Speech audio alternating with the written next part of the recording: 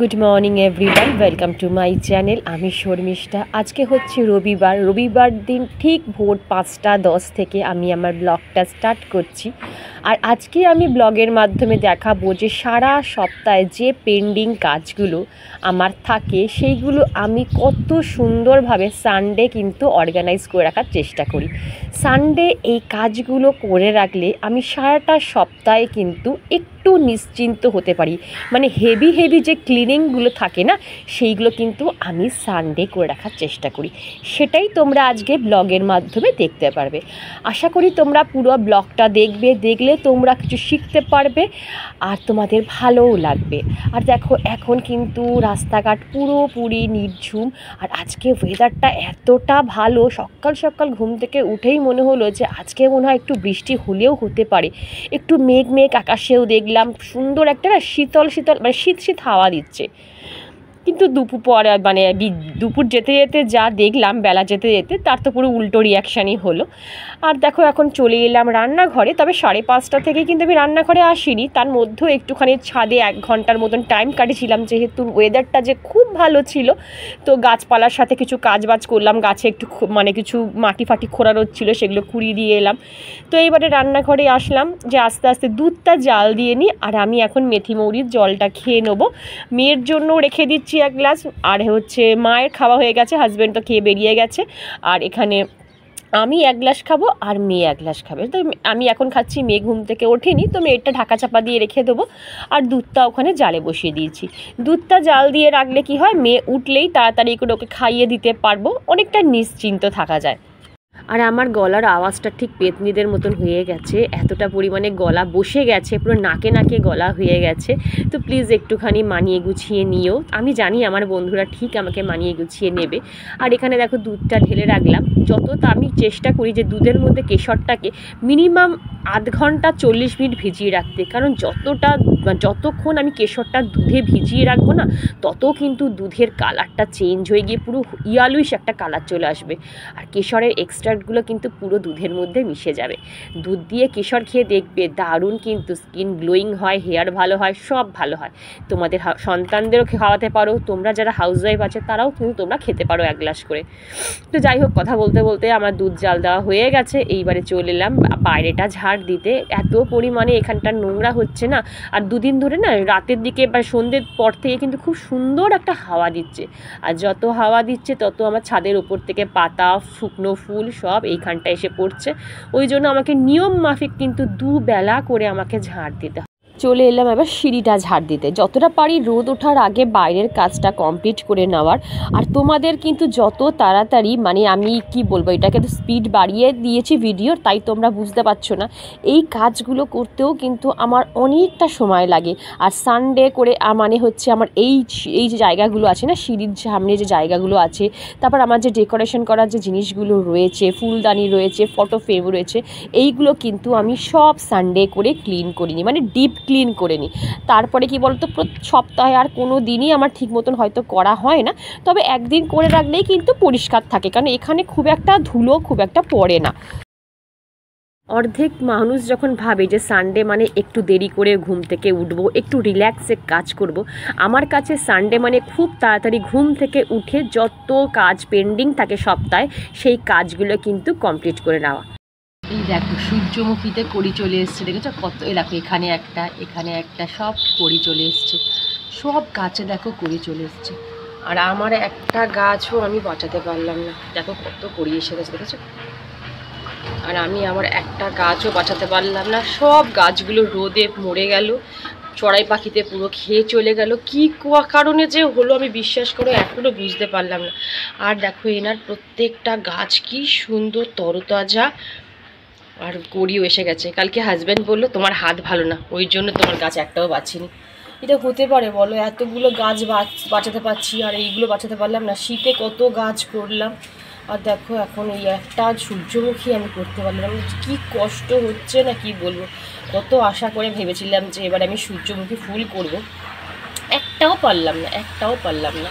এই দাদাটা যতগুলো চারা দিয়েছিল সেই চারাগুলোকেও সারভাইভ করতে পারলাম না। কেন এরকম হলো কে জানে, বুঝতে পারলাম না গো, কী কারণে হলো। ভালো লাগছে না। আর ডাইনিং রুমটা এখন এরকম হয়ে আছে, ডাইনিং রুমটা পরিষ্কার করা হয়নি। তো চলো শুরু করি। সবে মেয়ের ঘরটা পরিষ্কার করা হলো। এবার এই ঘরটা দেখেছো কী অবস্থা হয়ে আছে, তোমার বলি না সকালে আমার ঘর না পুরো হাওড়ার হাট হয়ে থাকে। তো চলো শুরু করা যাক, তারপর আবার ফিরছি। আমাকে আমার এক সাবস্ক্রাইবার বন্ধু জিজ্ঞাসা করেছিল যে দিদি বাচ্চা নিয়ে সংসারের সব কাজ করতে গিয়ে আমি ডিপ্রেসড ফিল করছি, আমি পেরে উঠছি না, কি করলে কি করলে এর থেকে মুক্তি পাওয়া যায় তুমি বলো। তো আমি বলবো সংসারের সব কাজ বা সব দায়িত্ব তুমি নিজের ঘাড়ে নেওয়ার চেষ্টাও করবে না, বিশেষত যদি তোমার ছোট বাচ্চা থাকে। কারণ তখন কি বলো তো, তুমি যদি সব কাজ একসাথে করতে যাও না, তুমি হাঁপিয়ে উঠবে। বিশেষ করে এই গরমে এনার্জি পাবে না। তোমার সাধ্য মতন তুমি কাজ করার চেষ্টা করো।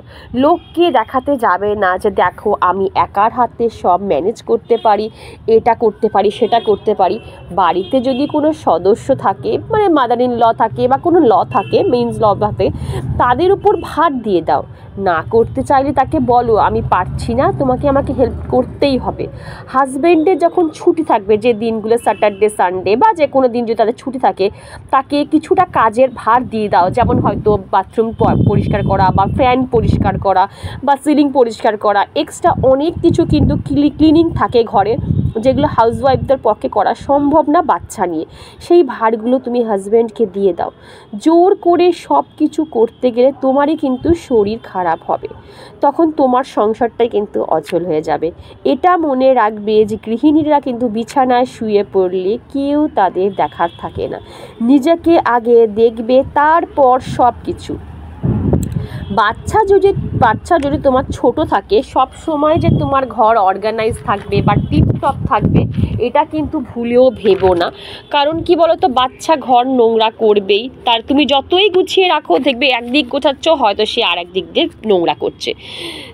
এবারে কি তুমি তুমি রেগে যাবে, ডিপ্রেসড হয়ে পড়বে, তখন তুমি কি করে বাচ্চার ওপর তুমি সেই রাগটা কিন্তু মেটাবে, মানে তাকে মারধর করবে কি বকাবকি করবে। এই কাজটা ভুলেও করতে যেও না। এখন বাচ্চার বেড়ে ওঠার দিকে ফোকাস করো। ঘর অর্গানাইজ কিন্তু বাচ্চা বড় হলেও করতে পারবে।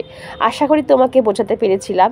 আর বলি কি, আমারও যখন মেয়ে ছোট ছিল, তখনও কিন্তু আমি এত কাজ টিপটপভাবে অর্গানাইজ করে রাখতে পারতাম না। এখন আমার মেয়ে বড় হয়েছে, অনেকটা ফ্রি আছি বলে কিন্তু আমি আমার ঘরটা এইভাবে এখন অর্গানাইজ করে রাখতে পারি। তুমিও পারবে। দেখো তোমার যখন বাচ্চা বড় হয়ে যাবে, দেখবে অটোমেটিক তুমি নিজের ঘর কিন্তু সুন্দরভাবে অর্গানাইজ করে রাখতে পারবে। তো কথা বলতে বলতে দেখো আমার কিন্তু অনেকটা ক্লিনিং হয়ে গেল। আজকে আমার ঝাড়বাতিটাও কিন্তু, ডাইনিংয়ের যে বড় ঝাড়টা রয়েছে সেটাও কিন্তু ক্লিনিং হয়ে গেল। এই ঝাড়টা কিন্তু আমি প্রত্যেকটা সানডে ক্লিন করি, না হলে না পুরো আঠা আঠা হয়ে যায়। যেহেতু বলেছি, আমি বারবার বলি আমার কোনো চিমনি নেই, আর যেহেতু কিচেনের সাথে আমার পুরো অ্যাটাচ থাকে আমার ডাইনিংটা, যত তেল কালি সব ডাইনিংয়ে আসে, ডাইনিংয়ের ফার্নিচারগুলো তেল কালি হয়ে যায়।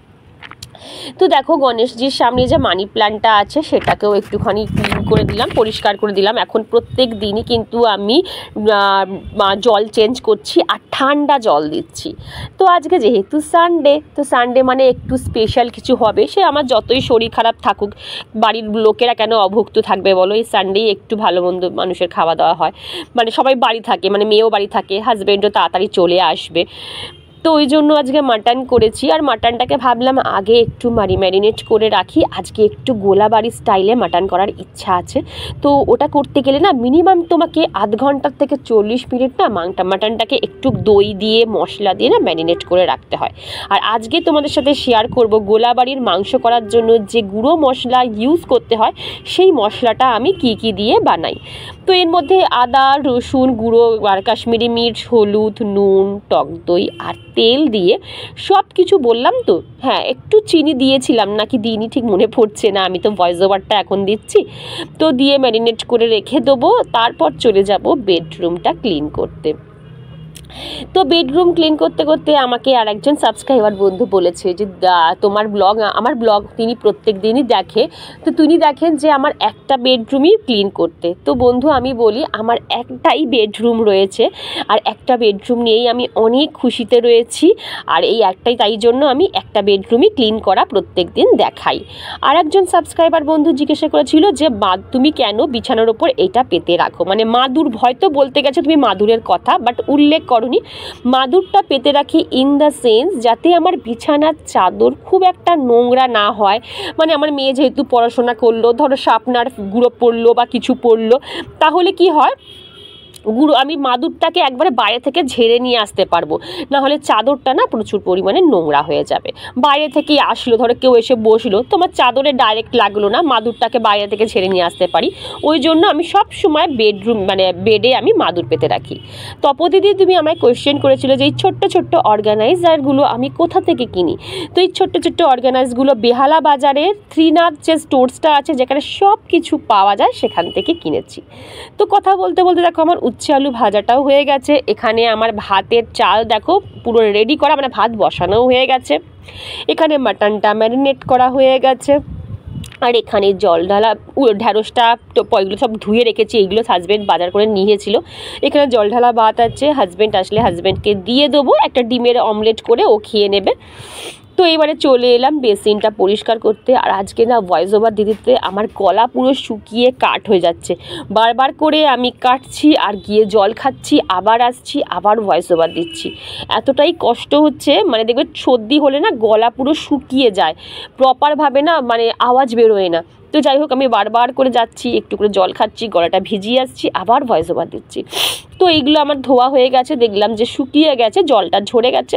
এবার আমি এরকম স্টোরেজ ব্যাগের মধ্যে সব কিছু কিন্তু মানে স্টোর করে 11 মিনিটের হয়তো ভিডিওটা তোমরা দেখছো, বাট কিন্তু এটা 11 মিনিটের কাজ নয়, বিশ্বাস করো। এর পেছনে মিনিমাম 2 ঘন্টা দিতে হয়েছে আমার এতগুলো কাজ কমপ্লিট করার জন্য। আমি সেটাকে এডিট করে করে কিন্তু 11 মিনিটে নিয়ে এসেছি। তো একটা ব্লগ করতে গেলে বা একটা ভিডিও করতে গেলে কতটা পরিমাণে পরিশ্রম করতে হয়, বা একটা সারাদিনের ব্লগকে কেটে 10 থেকে 15 মিনিটে আনতে গেলে তার পেছনে যে কতটা হার্ড লেবার থাকে, যারা এই প্ল্যাটফর্মে আছো তারা নিশ্চয়ই জানতে পারবে। তাও বলছি, যারা এত ধৈর্য সহকারে সময় দিয়ে আমার এই ভিডিওটা পুরোপুরি দেখলে তাদের অসংখ্য অসংখ্য ধন্যবাদ। কি জানো তো বন্ধুরা, যারা যদি মানুষে পুরো ভিডিওটা ওয়াচ করে বা দেখে, তাহলে কি বলো তো, সার্থক মনে হয় যে না পুরোটা খাটলাম, সার্থক, বন্ধুরা আমার দেখলো। আর ওই 2-3 মিনিট দেখে যদি কেউ বেরিয়ে চলে যায়, বুঝি যে আমরা না যেহেতু ইউটিউব করি, আমরা বুঝি যে কে কতক্ষণ ধরে একটা ভিডিও ওয়াচ করে, তখন না মাইন্ডটা খারাপ, মানে খুব মনটা খারাপ হয়ে যায় যে এত কষ্ট করে ব্লগ বানালাম আর বন্ধুরা আমার এইটুকু দেখেই কেটে বেরিয়ে চলে গেল। তো যাই হোক বন্ধুরা, যারা যারা যারা আমার পুরো ভিডিওটা ওয়াচ করে, তাদের অন্তর থেকে অনেক অনেক ধন্যবাদ আমাকে এতটা সাপোর্ট করার জন্য। সত্যি কথা, তোমরা না থাকলে হয়তো আমি এত দূর আসতেই পারতাম না। কথা বলতে বলতে কিন্তু আমার রান্নাটা হয়ে গেল। দেখো ওদিকে আমার ডাল হয়ে গেছে, উচ্ছে আলু ভাজাও হয়ে গেছে, মাটনটা করলেই হয়ে যাবে। একদম অল্প রান্নার মধ্যেই আজকে। আর যেসব নতুন বন্ধুরা আমার এই ব্লগটা আজ প্রথম দেখছো, তাদের কাছে রিকোয়েস্ট রাখছি, যাবার আগে অবশ্যই চ্যানেলটা সাবস্ক্রাইব করে দিয়েছো। আসলে তোমরা অনেকেই হয়তো ভিডিও দেখো কিন্তু সাবস্ক্রাইব করে যেতে ভুলে যাও বা মনে থাকে না, তাই জন্য তোমাদের বলে দিলাম যে যাওয়ার আগে অবশ্যই চ্যানেলটা সাবস্ক্রাইব করে দিয়েছো। সাবস্ক্রাইব করে দেওয়া মানে হচ্ছে তুমি কিন্তু আমার সাথে আজীবন জুড়ে গেলে, আর আমিও মোটিভেট হই নতুন একটা ভিডিও বানানোর জন্য। আর দেখো এখানে আজকে আমি সব বাসি জামা কাপড় কেচে কিন্তু এখানেই রোদে দিয়ে দিচ্ছি। ছাদে গিয়ে মেলার ক্ষমতা আর নেই, মাকেও উঠতে বারণ করেছে যে একদম রোদের মধ্যে যাবে না ছাদে গিয়ে জামা কাপড় মেলতে, এখানেই কেচে এখানেই রোদে দিয়ে দেবো। 1 ঘন্টার মধ্যে এখানে যা রোদ আসে না, 1 ঘন্টার মধ্যে শুকিয়ে যায়। আর দেখো যে এখানেও আমি এইটুকু জায়গায় এসেছি, তাতেও আমি মাথায় গামছা দিচ্ছি, কেন বলতো মাথা পুরো গরম হয়ে যায়। আর মাথা যদি গরম হয়ে যায় না, দেখবে শরীরও কিন্তু গরম হয়ে যায়। তো যাই হোক, এখানটা আমি মেলে দিলাম। আবারও কিছু জামা কাপড় কাচাকুচি আছে, এইগুলো শুকিয়ে যাবে, স্নান করার সময় সেইগুলোকে আবার কেচে দেবো। সকালবেলা ওয়েদারটা দেখে ভেবেছিল বোধহয় বেলার দিকে বৃষ্টি হলেও হতে পারে, একটু ওয়েদারটা ভালোই ছিল। হট করে যত বেলা যাচ্ছে তত রোদের তেজ বাড়ছে। ভাগ্যিস হাজব্যান্ড সকালবেলা গাছে জল দিয়ে গেছিলো, নাহলে সকালে উঠে কিন্তু বেলাতে আবার জল দিতে হতো গাছে। আর তেমন পরিমাণে গরম বাড়ছে। প্রত্যেকটা দিনই আবহাওয়া দপ্তর বলছে আজ বৃষ্টি, কাল বৃষ্টি হবে, এই ঝড় আসছে, এই বৃষ্টি আসছে, এক ফোঁটা ছিটে ফোঁটা বৃষ্টি নেই। তবে মাঝে মাঝে ফেসবুক খুলে দেখা যাচ্ছে কিন্তু অনেকে বলছে স্বস্তির বৃষ্টি নামলো, আজ বৃষ্টি হলো আমাদের এখানে। কোথায় হলো ঠিক বুঝতে পারছি না। তোমাদের ওখানে কোথাও বৃষ্টি হলে কমেন্ট করে বলো তো যে ওখানে বৃষ্টি হচ্ছে কিনা। আর দেখবে সর্দি হলে না প্রচণ্ড পরিমাণে গরম লাগে, মানে যা না গরম এমনি সময় লাগে, আর ঠান্ডা আবার সর্দি লাগলে না তার ডবল গরম লাগে। আর ওখানে মাংসটা করছি, বসিয়ে দিয়েছি, একভাবে না কাজ করতে পারছি না, একটু বসছি একটু করছি, একটু ফ্যান চালিয়ে বসছি, নাহলে আর ভালো লাগছে না গো, এনার্জি পাচ্ছি না। তো চলো মাংসটা নাহলে পুড়ে যাবে, আবার মাংসটা নাড়ি, কারণ মাংসের মধ্যে দই দিয়েছি তো কন্টিনিউ নাড়লে না মাংস মরিচটা ধরে যায়। তো চলো আবার ফিরছি, আর কি রান্না করলাম অবশ্যই তোমাদের সাথে শেয়ার করবো। তো চলো। তো বন্ধুরা, তোমরা আমাকে অনেকে জিজ্ঞেস করেছিলে না যে আমি মাটনে যে মশলাটা দিই, মানে গোলাবাড়ির মাটন রান্না করতে গেলে না একটা মশলা তৈরি করতে হয়, তো সেই মশলা কি কি দিই সেটা আমার কাছে একটা বন্ধু জানতে চেয়েছিল অনেক দিন আগে, বাট আমি না শেয়ার করতে একদম ভুলে গেছিলাম। আমি বলেছিলাম যখন মাটন করব তখন আমি তোমার সাথে শেয়ার করব। তো সেটা হচ্ছে এর মধ্যে রয়েছে জায়ফল রয়েছে, জয়িত্রী রয়েছে, গোলমরিচ রয়েছে, লবঙ্গ, এলাচ, দারচিনি, তারপর হচ্ছে তোমার ধনে, জিরে, শুকনো লঙ্কা, তেজপাতা, বড় এলাচ, ছোট এলাচ, যত রকম স্পাইসেস আছে সব কিন্তু দিয়ে না একটা মশলা হয়, ঠিক আছে। এটাকে এই মশলাটাকে ভেজে নিতে হয় আগে, সব মানে মশলাকে আগে একটুখানি কড়াইতে ভালো করে ভেজে নেবে, তারপরে একদম এরকম মিহি করে ডাস্ট করে ঠিক মাটনটা রান্না হওয়া বা কষানোর পর, মানে হাফ কষানো হয়ে যাবে, তারপরে মশলাটা ছড়িয়ে দেবে, ছড়িয়ে দিয়ে একটুখানি কষিয়ে তারপর জল ঢেলে দেবে। এত সুন্দর একটা অ্যারোমা সেন্ট বেরোবে না, মানে প্রত্যেকটা মশলার যে গন্ধ মিশে গিয়ে একটা এত সুন্দর সেন্ট বেরোবে, তোমরা যদি করো তাহলে বুঝবে। আর গোলাবাড়ির মাংসে কিন্তু এই মশলাটাই দেয়, তোমরা ইউটিউব সার্চ করে দেখে নিতে পারবে। আর টক দই তো অবশ্যই লাগছে, কারণ একটু কালো কালো হয় দেখবে। আর দেখো আমার মাংসটা অনেকটা অলমোস্ট, তোমাদের দেখাতে পাচ্ছি কিনা বুঝতে পারছি না, তাহলে একটু জুম করে তাহলে দেখাতে পারবো, একটু না কালো কালো হয়, জানো তো, এখনও কালারটা আসেনি, পুরো লাস্টে আমি তোমাদের সাথে শেয়ার করছি। চলো। তো বন্ধুরা, রান্না বান্না কমপ্লিট হয়ে গেছে, কাউন্টার টেবিল পরিষ্কার করা হয়ে গেছে, গ্যাস ওভেনও মোছা হয়ে গেছে, এইবারে সিঙ্কে যে কটা বাসন পড়েছিল সেই কটা মেজে নেব, তারপরে স্নান করব, পুজো করব, ব্যাস আজকের মানে হাফ বেলার মতন কাজের সমাপ্তি। তো মাটনটা তোমাদের এখনও দেখায়নি যে লুকসটা কেমন এসছে, চলো তোমাদের একবার দেখিয়ে দিই কেমন মাটনটা দেখতে হয়েছে।